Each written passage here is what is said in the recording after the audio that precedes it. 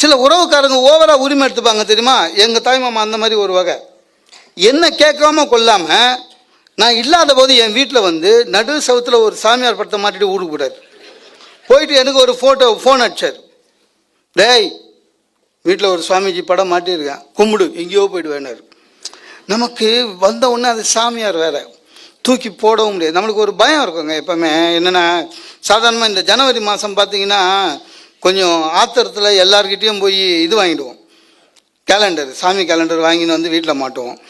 December முடிஞ்ச உடனே ஒரு டென்ஷன் ஆகும், அதை எங்கே போகிறதுன்னு தெரியாமல் தவிப்போம். ஏன்னா போகியில் போட முடியாது, குப்பையில் போட முடியாது, சாமி நம்மளை ஏதாவது பண்ணிவிடுமோன்னு. ஆனால் சில நம்ம தமிழ் எல்லாத்துக்கும் ஒரு காரணம் கண்டுபிடிச்சிருக்கான். சிவன் கோயிலில் போய் நவகிரகத்துக்கிட்ட வச்சுட்டு வந்துடுவான். கபாலி கோயிலில் புன்ன மரத்துக்கிட்ட போய் பாருங்களேன், வெறும் பழைய கேலண்டராக இருக்கும். அது மாதிரி அதனால் விட்டுட்டேன். நல்லா தான் போயின்னு இருந்தது. நான் கும்பிட்டேன், என் ஒய்ஃபு ரொம்ப கும்பிட்டான். என் ஒய்ஃபு இன்னும் சுத்தம். அந்த சாமியார் படத்தில் எங்க இப்போல்லாம் வேலை காட்சி லீவே போடுறது இல்லைங்க, எல்லாம் சாமி வந்தது. இப்போல்லாம் இட்லி மல்லிப்பூ மாதிரி இருக்குதுங்க, எல்லாம் சாமி வந்த வேலை. இப்போல்லாம் கேஸு புக் பண்ணால் 20 நாளில் வருதுங்க, எல்லாம் சாமி வந்த வேலை. நல்லா தான் இருந்தது. என்ன ஆச்சு உங்களுக்கு தான் தெரியுமே, 2 வருஷம் முன்னால் எங்கள் சாமியார் அரெஸ்ட் பண்ணிட்டாங்க. டிவிலலாம் வந்தார், முடிஞ்சு போச்சு. இப்போது சாமியாரை எடுக்கணும், என் ஒய்ஃப் ஒத்துக்க மாட்டா. என்ன குற்றப்பத்திரிக்கை தான் தாக்கல் பண்ணியிருக்காங்க, ஜட்ஜ்மெண்ட் வரட்டோன்னு. எங்கள் மாமா பண்ண வேலையிலங்க என் வீட்டு ஆணியில் இருக்கிற சாமியார் படத்தை எடுக்கிறதுக்கு நான் ஹைகோர்ட் ஜட்ஜ்மெண்ட்டுக்காக வெயிட் பண்ணிடுக்கிறேன். எந்த வாழ்க்கையில் எந்த நிகழ்ச்சி நடந்தாலும் தயவு செய்து அதை மகிழ்ச்சியாக ஏற்றுக்கொள்ளுங்கள், மகிழ்ச்சியாக ஏற்றுக்கொள்ளுங்கள். வீடுன்ற வீட்டில் ஒரு விசிடி இருக்கா, ஓ இது இருக்கா, ஒய்ஃப் கேட்பாங்க தான், அதுக்கெல்லாம் கோச்சிக்கூடாது. என் ஒய்ஃப் கேட்டா என்ன ஒரு வீடு ஒரு டிவிடி இல்லாமல், நான் சொன்னேன் கவலைப்படாது, இது இப்போ வீட்டில் பாரு, கிரைண்டர், டேபிள் ஃபேன், டிவி, இதெல்லாம் நம்மளா வாங்கணும் இல்லை, அவங்க கொடுத்தாங்க.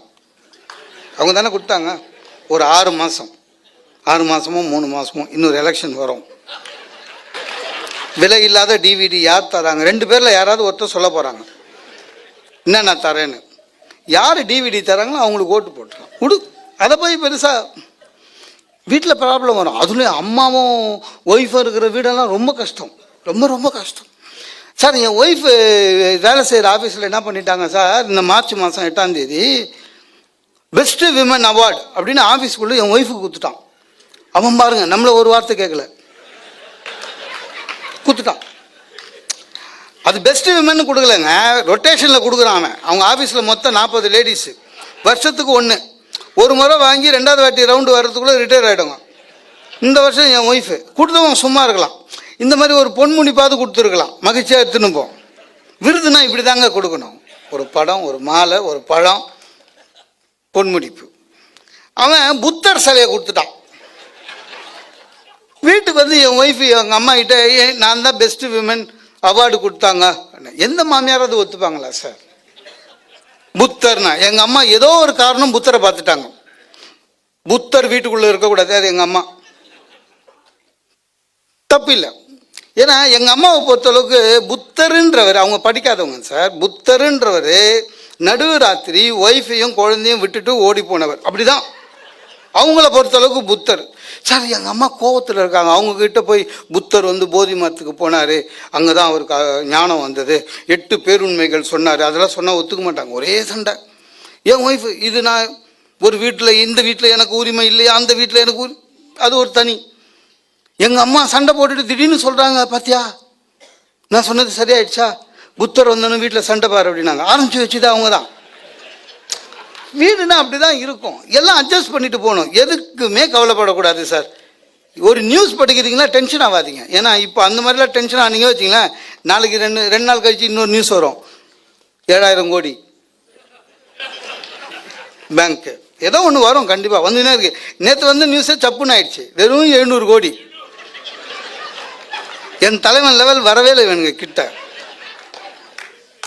என்னையா மல்லையா லெவலில் பாதி வரவானவா, அந்த மாதிரி தான் நினைக்க ஆரம்பிச்சிடும். அப்படி தான் இருக்கணும். ஓ பேங்க் இப்படி போதே, இன்கம் டேக்ஸில் 85 ரூபா டிடிஎஸ் பிடிச்சதுக்கு நம்மளுக்கு லெட்டர் அனுப்பிச்சிருக்கானே, அவனுக்கு இவ்வளோ, அதெல்லாம் இப்படி தான் இருக்கும் சார். 5 பேரை கல்யாணம் பண்ணி 6வது ஒரு பொண்ணை கல்யாணம் போகும்போது அரெஸ்ட் பண்ணான் சார் ஒருத்தனை. இந்த தமிழ் பத்திரிக்கைக்காரனுங்க வித்தியாசமானவனுங்க சார். அவன் வந்து தப்பு கிரிமினல் அவன்.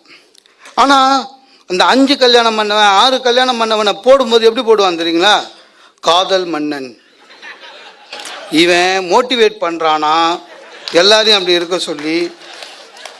ஏன் அதே மாதிரி விபச்சாரம் பண்ணுறவங்கள பற்றி இல்லை, விபச்சார அழகிகள் அப்படி தான் போடுவான். அதில் ஒரு இன்ட்ரெஸ்ட் அவனுக்கு. காதல் மன்னன், 5 திருமணம் பண்ணியவன்.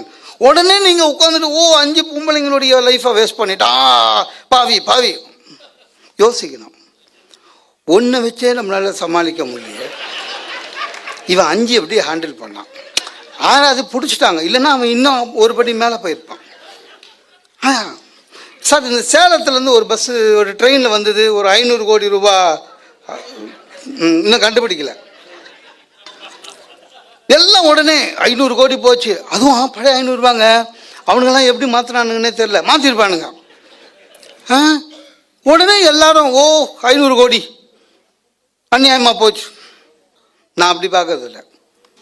அந்த ட்ரெயினில் அவன் ஓட்டை போட்டு இறங்கலாம் தெரியுமா? அந்த ஓட்டையை பார்த்தேன், அவ்வளோ சூப்பராக இருக்கு. பிசுறு இல்லாமல் ஓட்ட அடிச்சிருக்கான் சார். உண்மையிலேங்க, எங்கள் ட்ரெயினில் திருடுறதுக்கு ஓட்ட போடுறவன் என்ன ஃபெட்லைட் வச்சுக்கிட்டு போலீஸ் பாதுகாப்போட ஏதோ ஒரு திருட்டுத்தனம் பண்ணியிருக்கான். ஆனால் அந்த திருட்டுத்தனத்துலேயும் அவன் கைவண்ணம் பாருங்கள், ஒரு பிசுறு இல்லை. ஒரு ஆள் அழகாக ஏறி இறங்கலாம்.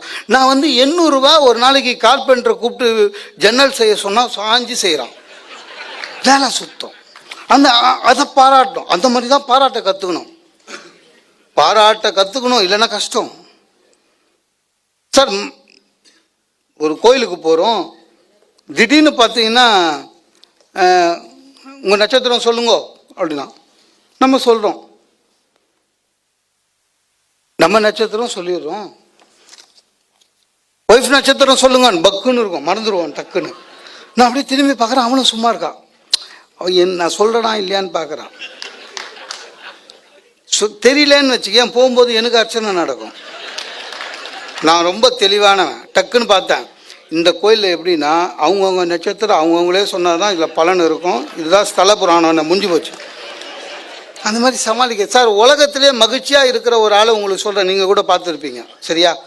இங்கிலாந்தில் ராஜான்னு ஒருத்தர் இருக்கார், பார்த்துருக்கீங்களா? அவரும் ரொம்ப நாளாக ராஜாவாக இருக்கார். பைசாவுக்கு பிரயோஜனம் கிடையாது, ஒரு அதிகாரம் கிடையாது, எல்லாம் ராணி தான். ஆனாலும் மகிழ்ச்சியாக இருக்கார். அவருக்கு வருஷத்துக்கு 3 செட்டு கோட் எடுத்து கொடுப்பாங்க சார். ராணிம்மா எங்கே போனாலும் கூட போகிறார். ஒரே காம்படிஷன் அவருக்கும் செக்யூரிட்டி ஆஃபீஸருக்கும் தான், யார் ராணி கிட்ட நிற்கிறாங்கன்னு, அவ்வளோதான்.